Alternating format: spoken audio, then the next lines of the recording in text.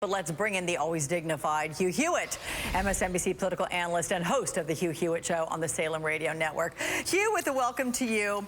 Thank you, Alex. Good morning. I'm glad you're here. We're going to make you call out on this because you told about a month ago, my colleague Steve Kornacki, Donald Trump wouldn't get to 1237 delegates unless, quote, a political asteroid hits California. That actually was a pretty good one. What happened?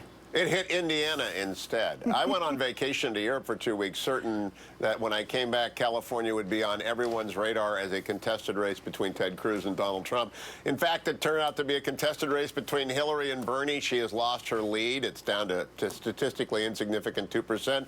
But Donald Trump is the nominee. He is the presumptive nominee. I've been wrong more often, as I said on Hardball the other night, more often than the Cavaliers lost when LeBron was in Miami in the last 2 months. Now, I got it right at the beginning of the year, but Donald Trump surged. He held it together, and he continued to attract new voters into Republican primaries, especially in the open primary states.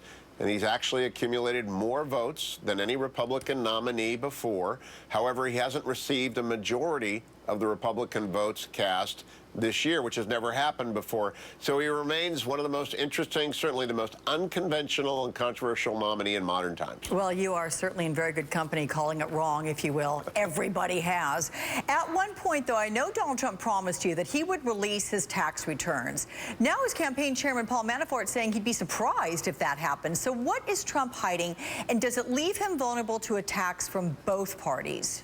I don't know that he's hiding anything. I haven't seen the returns. I think it's a mistake not to put them out because I believe Hillary Clinton will use innuendo every day to suggest he is hiding something. But my experience with Mr. Trump is that he makes up his mind and he sticks to it until he changes it. So right now he's just being adamant that I don't have to. It's not a matter of law, and it isn't.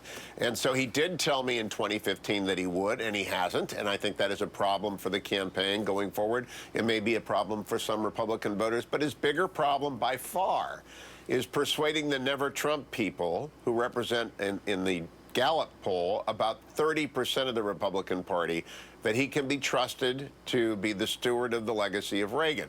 And in the tease before the break, you said he doesn't have conservative credentials. He doesn't. He doesn't have conservative credentials. That doesn't mean that he cannot persuade conservatives to support him. And I think the answer is, to be alliterative, Cotton, Kyle, and Clement. Tom Cotton is a vice presidential nominee, John Kyle, the former senator from Arizona, as the Secretary of Defense, and then Paul Clement, the former Bush-era Solicitor General, widely regarded as the justice in waiting for the Scalia seat. And you'd have a party, not truce negotiations in Cleveland, if Donald Trump did just a few very specific things. The Never Trump movement would dissolve. What about your take on Trump canceling the debate with Bernie Sanders? I mean, does it suggest he sees Sanders as more of a threat than he's letting on? Because you know the poll numbers, virtually every single one of them, if those two were to go head-to-head at this point in the race, Bernie Sanders would beat him. Donald Trump would crush Bernie Sanders in the general election. This country is not a socialist country. No matter how far left-wing the Democratic Party goes, Donald Trump would love for Bernie Sanders to be the nominee. But Donald Trump is very smart, and he does math. That's why he can build skyscrapers. Hillary Clinton is the nominee of the Democratic Party.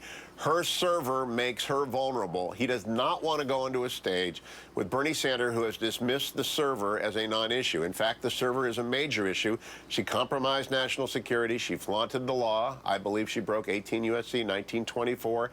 I think she'll be indicted, or senior members of her team will be indicted.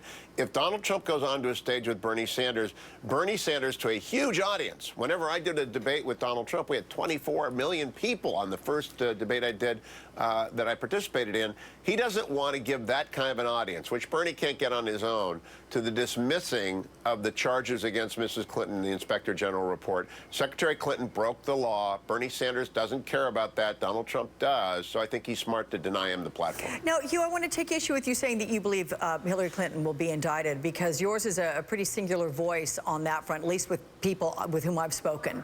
So why do you think she will get indicted? And were that to happen, which, again, most people other than you are saying that's not likely, then what?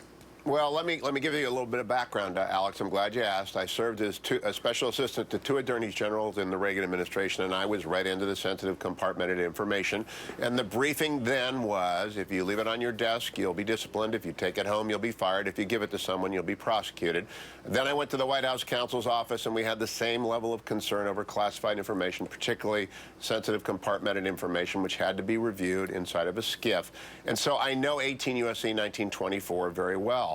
When she took those records home, when she maintained classified information on a private server, she was breaking that law knowingly. And the Inspector General's report confirms that she did not do so with permission, and that, in fact, the reason that that does not happen, the Inspector General's report said, is because it endangers the United States' national security. Now, my expert testimony talked to Mike Morrell, the former deputy director of the CIA and acting director, who told me a year ago on May 17th that he was certain that foreign intelligence agencies had compromised her server. So I believe, based upon my past experience and my past classifications, I no longer hold those classifications, but on the basis of having been read in and read out of the programs in the 80s under Reagan, that anyone other than Mrs. Clinton who had treated her classified information that way would already be in jail. And so they may indict someone lower down. The FBI is being very thorough. It may be Huma Abedin, it might be Jake Sullivan, but we have Guccifer pleading guilty. We have the technical guy doing a plea deal and being immunized. And so I think there's a lot of shoes that are going to fall here, and I don't mind being lonely on this one. She hurt the national security of the United States. Almost certainly the Russians, the Chinese, and the Iranians had access to her server in real time. And you say that others would be brought down, people who'd done this before her, and we know others have, and that would include Colin Powell. So what happens to him? Very, very different, Alex, very different. How so? Colin Powell did have email that was in a private account, not a good idea. Establishing a server, an entire standalone system with the intention of avoiding detection and then taking all the records with you are matters of gigantic importance and distinguishing from Colin Powell. Condoleezza Rice did not use any email. Mrs. Clinton's excuse, she's throwing some chaff up in the air to get people to look at this Mount Everest of distinction between what she did and what Secretary Powell did. It wasn't good what Secretary Powell did, but it didn't meet the scienter requirement, a little legalese at you there, that you need for 18 U.S.C. 1924. Mrs. Clinton's did. And we will wait and see. The Bureau is moving slowly and methodically through the interviews, but it is a completely different situation than Secretary Powell. Hugh, I've been told I have to wrap, but I have to quickly ask if you think anyone from the Libertarian Party has a real shot at this, or at least disrupting either Clinton or Trump.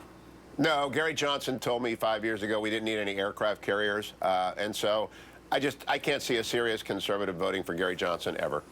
Hugh Hewitt, thank you very much. Good to talk with you. Thank you, Alex.